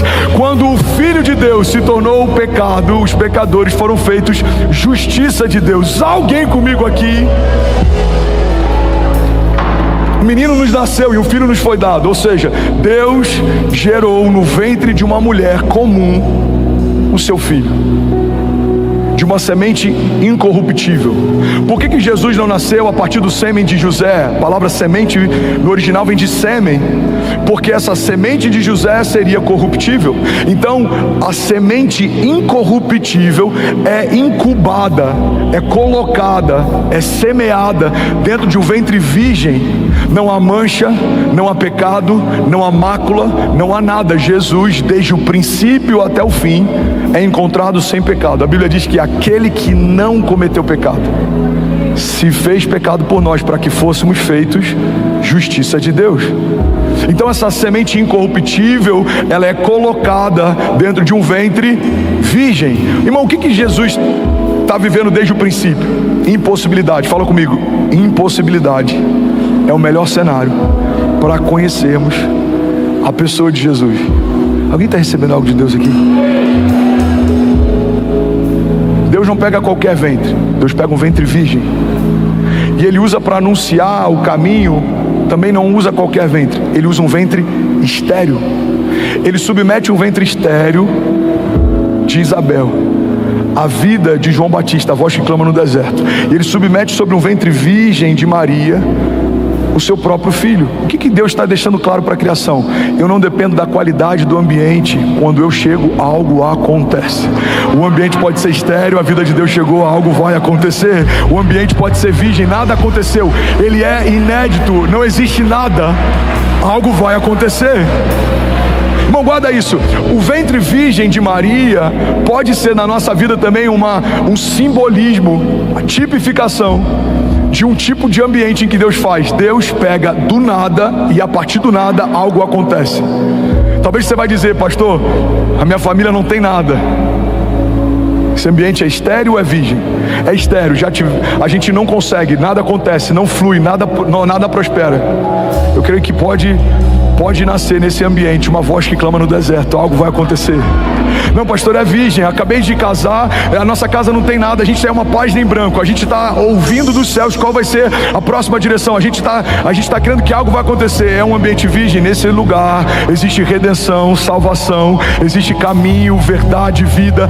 Deus não depende da qualidade do ambiente. Deus pode pegar a pessoa mais improvável, do jeito mais improvável, no momento mais improvável, e elevar a posição mais alta. Foi assim com Saulo. Saulo está no caminho de Damasco, é um perseguidor ferrenho da igreja, igreja, mas quando ele é encontrado por Deus no meio do caminho, Deus muda o destino, Deus muda o nome, Deus muda a forma como ele se move. Aquele que antes fechava igrejas, agora está plantando igrejas. Aquele que antes perseguia cristãos, agora tem as maiores revelações do Evangelho de Jesus e da graça de Deus na nova aliança e no Novo Testamento. Irmão, levante suas mãos, deixa eu profetizar sobre alguém. Não importa a forma e o lugar que Deus te encontrou, o lugar do seu encontro não é o lugar do seu destino. Deus te encontrou perdido, caído, ferido, quase morto, mas há uma palavra dele sobre você. Você e a sua casa não são quem eram, não vão viver o que viviam, porque Deus está fazendo uma coisa nova, está sendo gerado dentro de você a própria vida de Deus, e a palavra de Deus nos garante que maior é o que está em nós do que tudo que se levanta ao nosso redor. Você e a sua casa viverão a expressão da bondade de Deus, e vocês verão cenários estéreis e cenários virgens, coisas que não poderiam acontecer, não daria para acontecer, acontecerão em nome de Jesus. Se alguém crer nisso, diga amém. Você pode dar um brado de liberdade no seu lugar. Aleluia. Será que alguém pode dizer ainda bem que eu vim, Jesus? Me ajuda a pregar, irmão, não me deixa sozinho. Um menino nos nasceu e um filho nos foi dado. Isso fala de filiação. Fomos enxertados numa família, não fazíamos parte dela. Éramos escravos. Fomos feitos filhos. Filho fala de filiação. Existe um vínculo. E no nosso caso existe um vínculo inclusive de sangue. A única adoção, pega isso aqui, irmão, a única adoção que se estabeleceu além de uma aliança adotiva, uma aliança também de sangue, foi a nossa. Você foi adotado, mas além de aceito, você se tornou parte do mesmo sangue. Você tem noção do que é alguém adotar um filho e anos depois você fazer um exame de DNA e o sangue que está correndo nas veias dele é o seu sangue? É exatamente isso que Deus fez com você. A Bíblia diz em Romanos, olha que forte isso, irmão, que nós fomos adotados, recebemos o espírito de adoção. Mas por que Paulo está dizendo isso para os romanos? Porque na cultura romana, naquela época, a adoção de um filho era algo muito sério. Para você ter ideia, irmão, se você adotasse uma criança e você cometesse algo contra aquela criança, a punição era muito maior do que se você fizesse algo com o seu filho de sangue. Você sabia disso? Mas por que os romanos entendiam assim? Porque eles entendiam que um filho de sangue pode ter sido gerado por um descuido, pode ter sido gerado por algum motivo, mas um filho adotivo não, você escolheu ter. É uma decisão consciente. Então, para os romanos, um filho adotivo, ele recebia mais cuidado e estava debaixo de mais responsabilidade dos pais do que um filho natural. O que a palavra de Deus está dizendo para nós? Deus adotou você. Não, eu vou falar de novo, alguém vai pegar isso aqui, você vai celebrar. Deus adotou você. Você não tinha filiação, mas Deus trouxe você para dentro da própria casa. Deus enxertou você dentro da própria família. Deus colocou o próprio sangue em você. Você está debaixo de uma aliança incorruptível. Estamos debaixo de uma aliança superior, aquela que foi feita com Noé, aquela que foi feita com Davi, superior àquela que foi feita com Moisés. Deus estabeleceu para aqueles que não são aquilo que Ele tinha guardado para aqueles que eram seus. A Bíblia diz que Ele veio para os que eram seus, mas porque os seus não os receberam, deu direito a todos aqueles que nele creem de serem chamados, de serem feitos filhos de Deus. Tem algum filho de Deus aqui nessa manhã? Aleluia! Jesus! Ainda bem que eu vi Jesus. A palavra de Deus diz: um filho nos foi dado e o governo está sobre os seus ombros. Diga: o governo está sobre os seus ombros. Sabe uma coisa que eu amo? A Bíblia diz que melhor o final das coisas do que o início delas. Olha para mim. Eu sei que é uma pregação expositiva, gera desconforto para quem está acostumado com a temática, mas é a season que a gente está e a gente vai fluir nela. Amém? Alguém está recebendo algo de Deus? Pega isso aqui, irmão. A palavra de Deus fala que melhor é o final das coisas do que o início delas. Talvez a tua história tenha começado mal, mas eu quero profetizar que ela vai terminar bem. Talvez o teu casamento tenha começado mal, mas eu quero declarar que ele vai terminar bem. Alguém comigo aqui? Talvez a tua jornada tenha começado mal, mas ela vai terminar bem. Se Jesus for o centro da tua história, vai ficar tudo bem. Você pode levantar suas mãos e declarar isso? Diga: vai ficar tudo bem. Billy Graham diz: eu já li o último livro da Bíblia. Fique em paz, vai terminar tudo bem. Agora, olha como é que são os processos de Deus. A Bíblia diz que o governo está sobre os seus ombros. O governo está sobre os ombros de Jesus, mas no final da história a Bíblia diz que todas as coisas foram colocadas debaixo dos seus pés. Ele começa com o governo sobre os ombros, ele termina com todas as coisas debaixo dos seus pés. Eu vou falar de novo e alguém vai pegar isso daqui. Deus colocou em você governo e autoridade para governar tempestades, para governar em meio a tribulações. E por mais que algumas coisas se levantem, irmão, vai chegar um momento em que todas as coisas serão colocadas debaixo dos nossos pés. Levante as suas mãos em nome de Jesus, e a cada palavra que eu declarar, eu quero que você declare e diga: debaixo dos meus pés. Vocês estão preparados? Então levante suas mãos, feche teus olhos. Depressão e pensamentos de morte. Vamos, alguém aqui? Divórcio e quebra de alianças. Escassez e todo pensamento e mentalidade de falta. Vamos, alguém aqui? Toda frieza ou cansaço, desânimo e abatimento espiritual.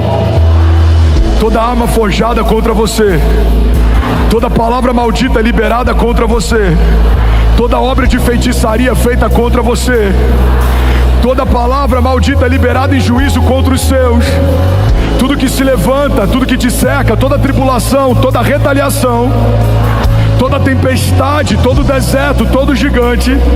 Vamos, levante suas mãos, diga: Deus estabeleceu sobre a sua igreja governo e autoridade para governar circunstâncias e estações.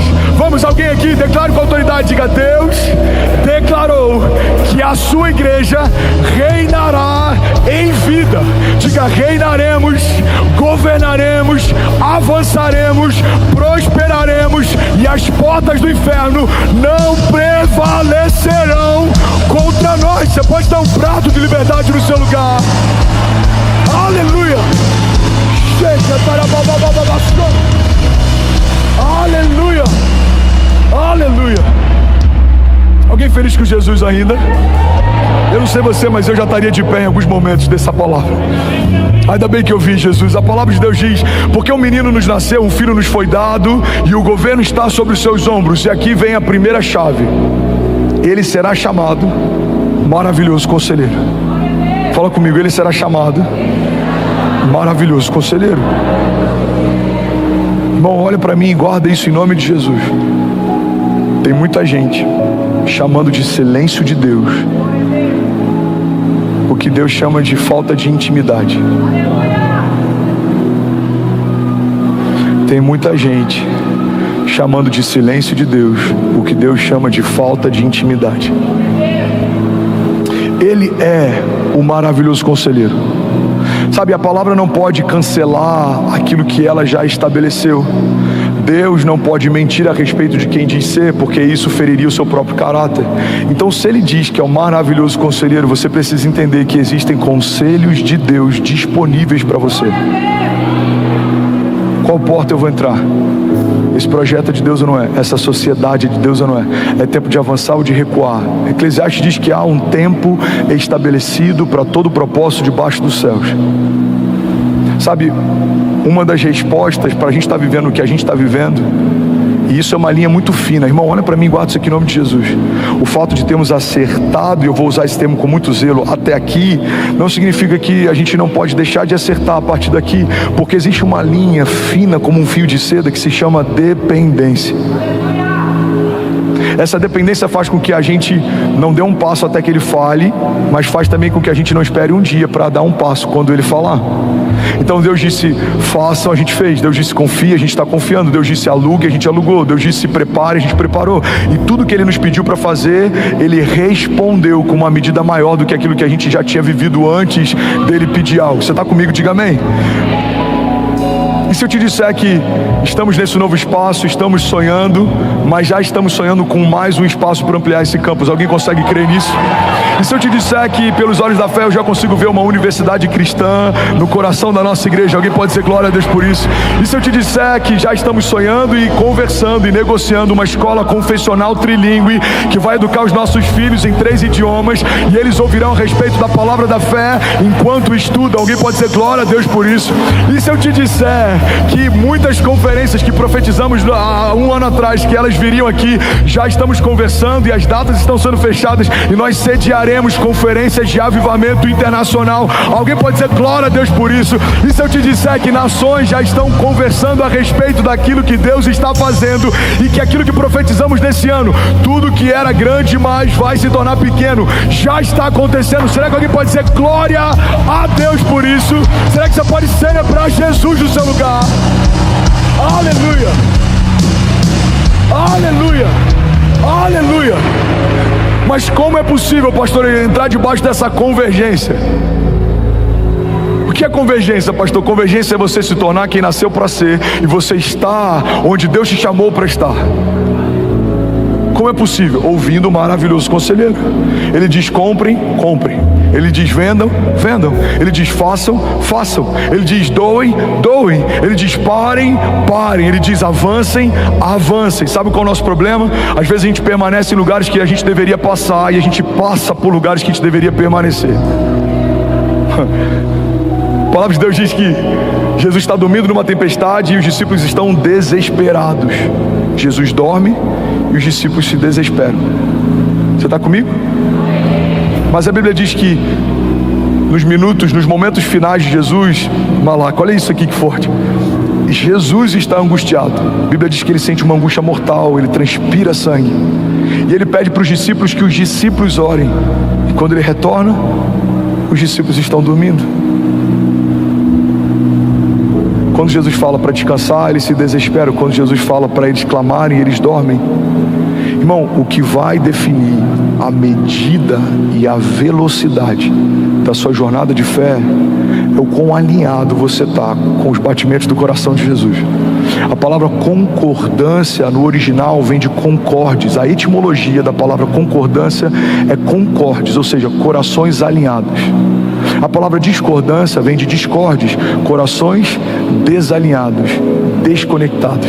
Quando a palavra nos aconselha a caminhar em concordância, é porque a única forma de você viver a plenitude da vontade de Deus é o seu coração batendo na frequência do coração de Deus. Eu sei o que Ele me pede, eu sei o que Ele espera, eu sei o que Ele preparou, eu sei o que Ele está fazendo. Você já viu alguém que vive 10 anos e um? Você já viu pessoas que estão debaixo de uma estação de aceleração? Significa que alguém ouviu dos céus algo e está se movendo debaixo do que ouviu. Agora, isso não é uma garantia que você vai viver assim para sempre. A gente conhece homens de Deus e ministérios que por um período foram acelerados e por um momento eles estagnaram. Por quê? Porque às vezes a gente aprende um modus operandi para uma estação e a gente quer caminhar debaixo desse modus operandi a vida inteira, mas não é assim que os céus trabalham. Se você não estiver debaixo da coluna, vai ter algum momento que os céus se moveram, as nuvens se foram e você ficou para trás, porque você prefere fazer o que Deus te ensinou no passado, mas Deus não está preso a um tempo. Existem linguagens de Deus, existem formas de Deus, existem movimentos de Deus, que eles são cíclicos. Existe uma janela, e essa janela se abre, mas essa janela também se fecha, e para você viver debaixo dessa aceleração constante, para você viver de glória em glória, de mover em mover, de romper em romper, você precisa acessar os conselhos do maravilhoso conselheiro. Você vai discernir tempos e estações. A Bíblia diz que o sábio discerne a todos e por ninguém ele é discernido. A Bíblia diz que o sábio discerne o tempo e o modo de todas as coisas. Ele entende como fazer e quando fazer. Eu quero abençoar e profetizar sobre alguém aqui. Levante suas mãos. Eu declaro em nome de Jesus sobre você um espírito de sabedoria. Você não vai viver debaixo debaixo de opinião de homens, você não vai depender de indicativos naturais. Alguém pode te dizer, olha, a previsão do tempo é chuva, mas eu creio que em alguns momentos nós clamaremos e veremos os céus se abrindo, porque Deus recebeu o nosso clamor. O indicativo financeiro vai dizer, não invista, não é momento para isso, mas alguém aqui vai receber de Deus uma palavra, coloca todo o teu recurso nesse projeto, e você vai colocar, e ele vai prosperar, porque você não se moveu por um indicativo de homens, mas você se moveu por uma palavra de Deus. Em alguns momentos os indicativos dirão, o tempo é de crise, você vai viver em paz. Os indicativos dirão, o tempo é de escassez, você vai transbordar e prosperar como nunca antes, porque aqueles que caminham debaixo da mão de Deus e do conselho que sai da boca dele, são como aqueles que não confiam em carros ou em cavalos, mas confiam no poderoso eu sou. Deus disse que vai acontecer, nós cremos, já aconteceu. Você pode dar um prato de liberdade no seu lugar.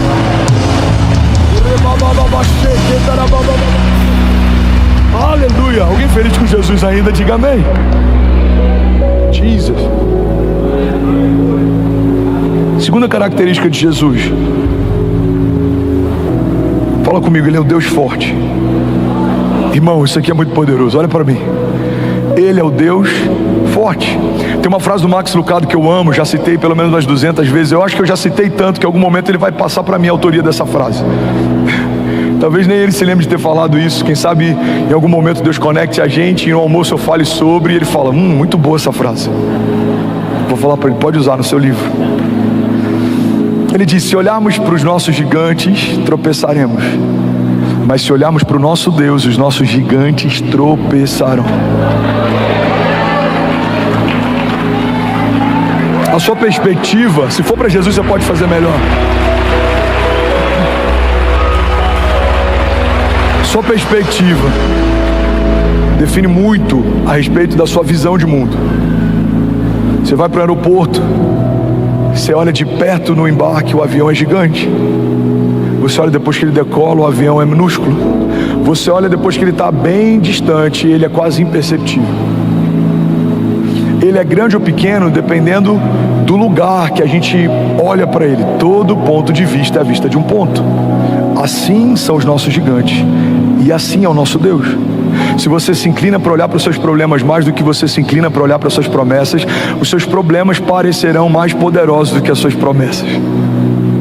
Você quer um exemplo disso? Começamos os nossos dias muitas vezes acessando os noticiários, mas poucas vezes acessando um devocional.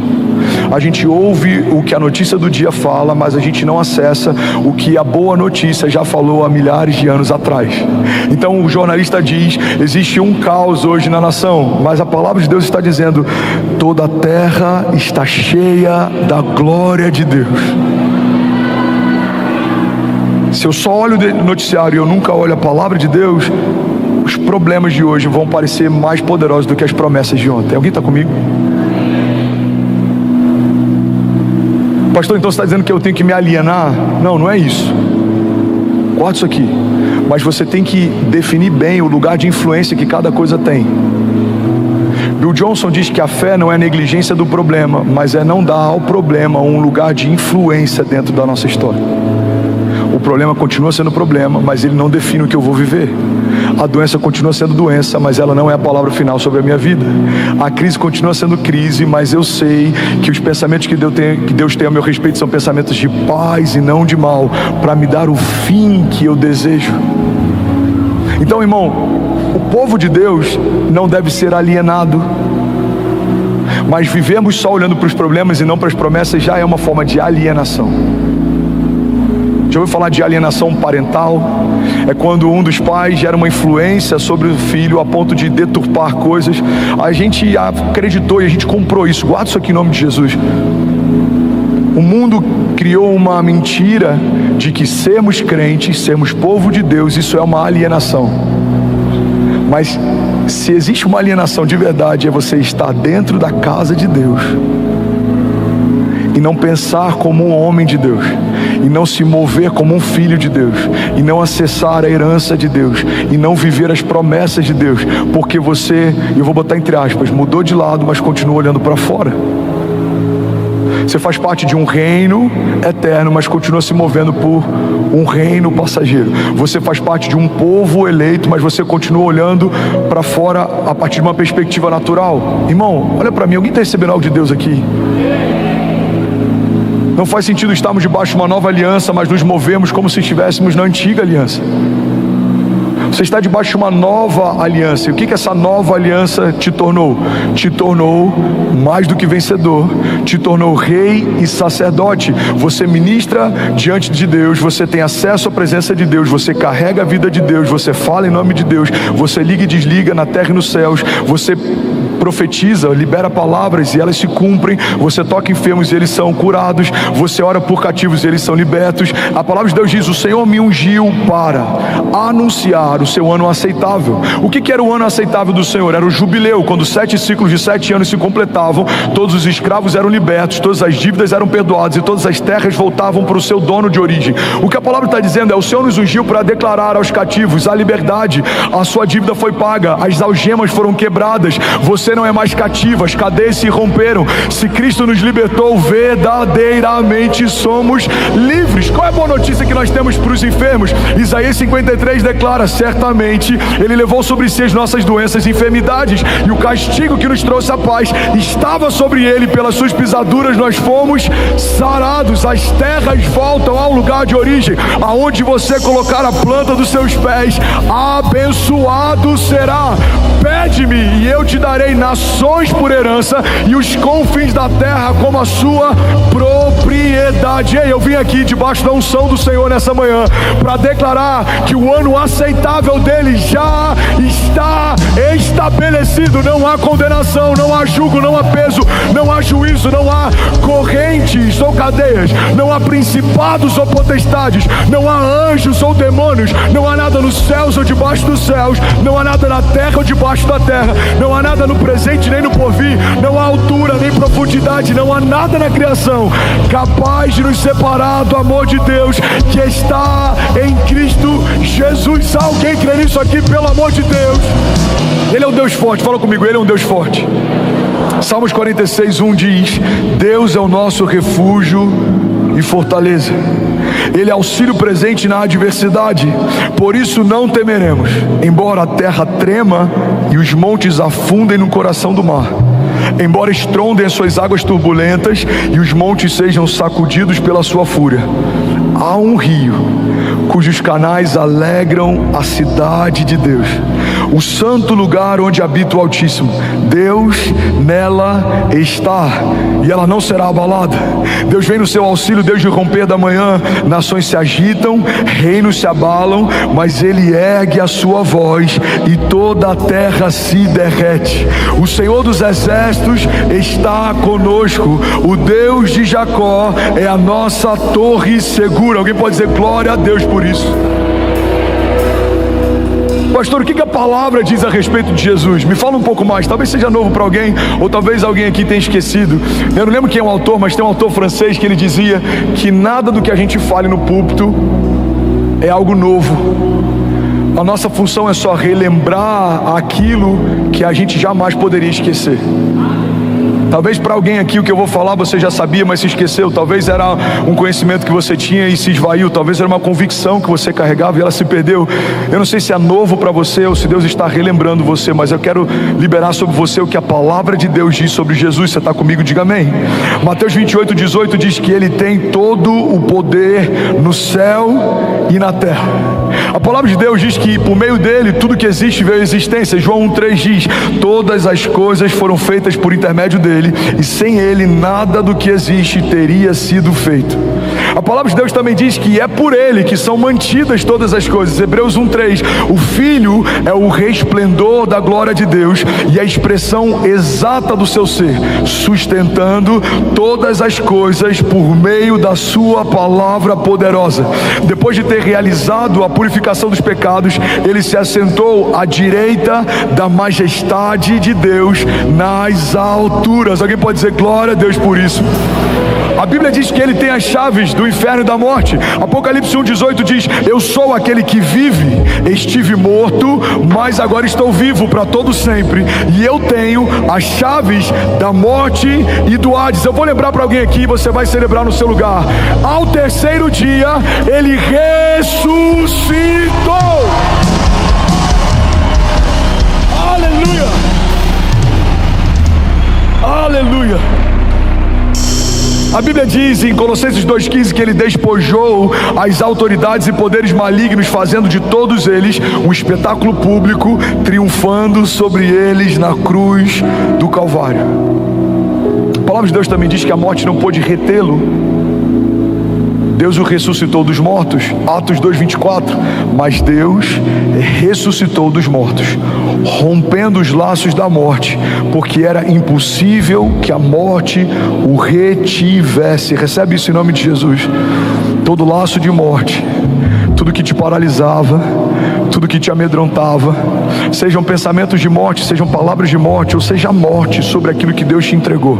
Talvez sonhos que parecem mortos aos seus olhos, talvez projetos que parecem mortos aos seus olhos, talvez promessas que foram esquecidas. Eu vim aqui nessa manhã, debaixo do nome poderoso de Jesus, declarar que voltem a viver. Vale de ossos secos, voltem a viver. Assim diz o Senhor, em nome de Jesus. Se você recebe isso, diga amém. A Bíblia diz que Ele foi exaltado por Deus. Filipenses 2,9 diz: por isso Deus o exaltou à mais alta posição e lhe deu o nome que está acima de todo nome, para que ao nome de Jesus se dobre todo o joelho, nos céus e na terra e debaixo da terra, e toda língua confesse que Jesus Cristo é o Senhor, para a glória de Deus Pai. Alguém pode dizer glória a Deus por isso? A Bíblia diz que Ele reinará e que todos os inimigos serão colocados debaixo dos seus pés. 1 Coríntios 15:24 diz: então virá o fim, e quando Ele entregar o reino a Deus, o Pai, depois de ter destruído todo o domínio, toda a autoridade, todo o poder, pois é necessário que Ele reine até que os seus inimigos sejam postos debaixo dos seus pés. E o último inimigo a ser destruído é a morte. Alguém pode dizer glória a Deus por isso? Terceira característica de Jesus, fala comigo: Ele é o Pai da eternidade. Não, fala como quem crê nisso, diga: Ele é o Pai da eternidade. Bom, olha para mim, guarda isso aqui. Tem alguém aqui que enfrenta a ansiedade? Eu vou te dar uma chave que vai mudar a tua história. Como Jesus consegue dormir em meio a uma tempestade? Qual é o segredo? Qual é o princípio? Qual é a chave? A gente aprende algo, inclusive, nesse dia com Jesus, que é poderoso demais. Irmão, guarda isso aqui. Jesus estabelece um princípio: só pode dominar tempestades quem consegue dormir em meio a elas. Você só vai dominar os inimigos que não roubam o teu sono. Porque a partir do momento que eles te amedrontam, você saiu desse lugar de autoridade. Por que Davi derruba um gigante? Porque a despeito do que todos os soldados pensavam sobre aquele homem, Davi foi o único que olhou para ele e viu a ausência de aliança. Davi olha para ele e fala: quem é esse incircunciso? Ou seja, quem é esse homem que não caminha debaixo de uma aliança de Deus, provocando aqueles que foram chamados por Deus? Se você olha para os seus inimigos de uma forma mais elevada do que eles são, você sempre vai achar que não vai conseguir vencê-los. Mas se você olha para os seus inimigos do tamanho que de fato eles são, você não vai ter dúvida: Jesus já venceu cada um deles por mim. Jesus, Ele acalma a tempestade, mas antes Ele dorme no meio dela. Você só vai dominar a tempestade que você consegue dormir em meio a elas. Alguém pega isso aqui em nome de Jesus. Mas tem um princípio nisso. Ele é o Pai da eternidade. Ele é onisciente. E Ele conhecia toda a palavra. Ele é o verbo. Ele é a palavra. Você está comigo? Então o Pai já havia dito que Ele seria morto numa cruz. Dani, o Pai já tinha dito: você vai ser enviado e você vai ser feito maldito no madeiro, Bia. Então quando existe uma tempestade, eu imagino Jesus olhando para as ondas e Ele fala: meu Pai já disse que não é afogado que eu vou morrer. Então hoje não é o meu dia. Quando você conhece o seu futuro, você não fica angustiado durante os processos do seu tempo presente. Por quê? Porque você já ouviu de Deus a última palavra a seu respeito. Irmão, pega isso aqui. Jesus trabalhou com algo que não é uma coincidência. Jesus trabalhou todos os dias com os mesmos elementos que o crucificariam. Jesus era carpinteiro, Jesus era construtor, ele trabalhava com prego, Ronaldo, ele trabalhava com martelo, ele trabalhava com madeira.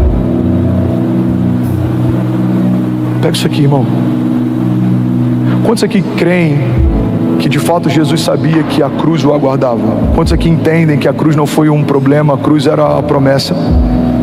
Quantos aqui então entendem que todos os dias Jesus trabalhou com os elementos que daqui a algum tempo iriam crucificá-lo? Forte, né? É como você saber que você vai ser serrado no final da sua história e você trabalhar numa indústria de serras. Todos os dias você está lidando com algo que em algum momento vai te ferir. Prego, martelo e madeira. Mas não existe um relato de Jesus ansioso ou angustiado, senão no seu momento final. Por quê? Porque quando a gente caminha debaixo do Pai da eternidade, a gente não fica ansioso ou preocupado com momentos futuros, porque a gente sabe a quem o futuro pertence. Eu vou falar isso de novo. A Bíblia diz: alguns confiam em carros, outros confiam em cavalos, mas nós confiamos no Deus da nossa salvação. Quando você confia no Pai da eternidade, você sabe, meu amanhã vai ser melhor que hoje. O meu choro pode durar uma noite, mas certamente a alegria vem pela manhã. Por quê? Porque o Deus da minha história de ontem é o Deus da minha história hoje, e Ele está desenhando o meu futuro também. A palavra de Deus diz, eu não lembro qual o Salmo 139 diz: os teus olhos viram o meu embrião, todos os dias determinados para mim foram escritos no seu livro antes de qualquer um deles existir. Alguém pode dizer glória a Deus por isso? Eu preciso finalizar aqui. Eu vou falar de novo para alguém pegar essa deixa. Eu preciso finalizar aqui. Vocês são muito espontâneos. Não, gente, é sério, eu preciso finalizar aqui. Quarta característica, alguém está comigo ainda? Diga amém. A Bíblia diz que Ele é o príncipe da paz. O louvor pode ir subindo para parecer que a gente está terminando. A Bíblia diz que Ele é o príncipe da paz. A palavra príncipe, Rafa, significa no latim príncipes, ou seja, o primeiro, o que vai à frente. Bom, olha para mim. Você sabe que é um príncipe? É alguém que se antecipa, é alguém que é primícia em algo, é alguém que é a primeira parte, é alguém que vai à frente. A Bíblia não diz apenas que Ele é a paz, a Bíblia diz que Ele é o príncipe da paz. Por que Ele é o príncipe da paz? Porque quando Ele chega primeiro, a paz se estabelece e vem logo em seguida. Vamos pegar isso aqui em nome de Jesus. Quando Jesus entra na sua casa, a paz de Deus acompanha a pessoa de Jesus. Quando Jesus entra na tua empresa, a paz de Deus acompanha a pessoa de Jesus. Quando Jesus entra na sua família, a paz de Deus acompanha a pessoa de Jesus. Quando Jesus entra na sua vida, a paz de Deus acompanha a pessoa de Jesus. Todos os lugares que a gente não tem experimentado paz são lugares que a gente ainda não deu para Ele o governo. É impossível entregarmos para Ele o governo de alguma área e essa área não ser repleta de paz. Agora tem uma chave aqui, alguém quer pegar? Diga amém. Bill Johnson diz que para experimentarmos a paz que excede o entendimento, a gente precisa abrir mão do direito de entender. Vou falar de novo.